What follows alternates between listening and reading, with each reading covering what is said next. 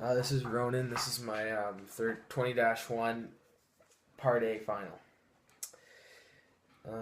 First question is, has the federal government of Canada done a sufficient job in promoting a national identity? My answer is, federal government of Canada has done a sufficient job in promoting national identity.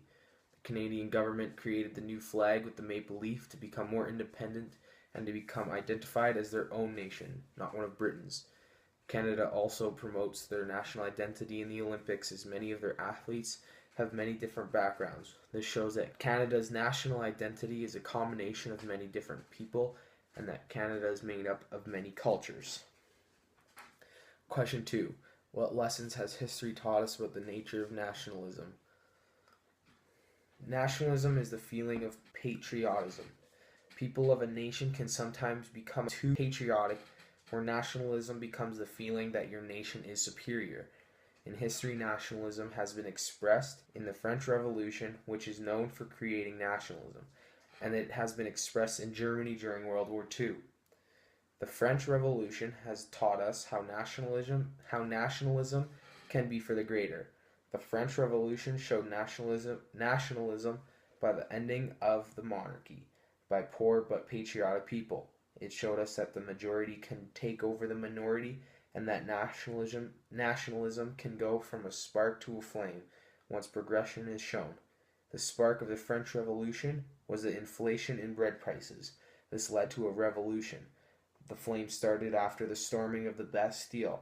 This event is what created nationalism and taught us that it can be good. Nationalism can also be bad. During the time between World War I and World War II, a man named Adolf Hitler became one of the most loved persons in Germany. He promised to stop reparations and give back pride to Germany. He also believed that the people of the Jewish kind were the reason Germany had problems. He put all of the blame on them. This led to the demoralization of the Jews, which made the people of Germany believe that they were more superior than them. This soon led to the mass execution of the Jewish people and made Germany's nationalism into supranationalism. This taught us that nationalism is not always a good thing, as it could lead to the suffering and death of many people. Question 3. To what extent should nationalism be sacrificed in the interest of internationalism? Nationalism should be sacrificed for the internationalism as long as it's still in its national interest. Nationalism should be sacrificed if a global catastrophe ever occurred. Canada should only sacrifice its nationalism for internationalism if Canada's allies or itself is being affected. A nation's own nationalism should always come before internationalism. Question 4. How are contending nationalist and non-nationalist loyalties a challenge to the nation of Canada moving into the future? People with contending nationalisms can be a challenge for Canada in the future in many ways. For example, Baltej Dillon, a Canadian RCMP officer that wore a turban because he is from Malaysia. As a Canadian, he is allowed to express himself, but at the same time, the RCMP only allowed their officers to wear a Stetson. This is a contending national loyalty that Canada had to deal with. Canada responded by allowing RCMP officer Baltej to wear his turban as it is part of his religion.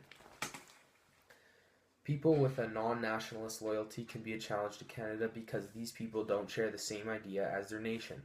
Instead, they are loyal to their family, a region, culture, and so on.